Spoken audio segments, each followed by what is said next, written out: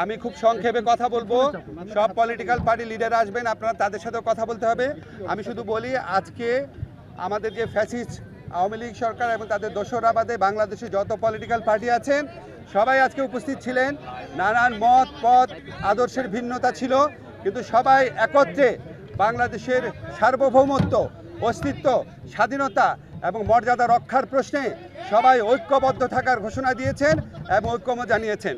ওনারা এই সমস্ত আমাদের এই সভাতে যেই সমস্ত বিষয়ে ঐক্যমত প্রতিষ্ঠিত হয়েছে আমি একটু পড়ে শোনাচ্ছি আপনাদের। প্রথমেই ভারতে যে বাংলাদেশ বিরোধী বিভিন্ন তৎপরতা চলছে, বাংলাদেশের উপ হাইকমিশনে হামলা, বাংলাদেশ বিরোধী প্রচারণা, বাংলাদেশের অভ্যন্তরীণ ব্যাপারে হস্তক্ষেপ, এসবের তীব্র নিন্দা জানানো হয়েছে এবং ভারতের এই সমস্ত পদক্ষেপের বিরুদ্ধে বর্তমান সরকারের যে আত্মমর্যাদাশীল এবং সাহসী ভূমিকা তার প্রশংসা করা হয়েছে এবং সরকারের সাথে সলিডারিটি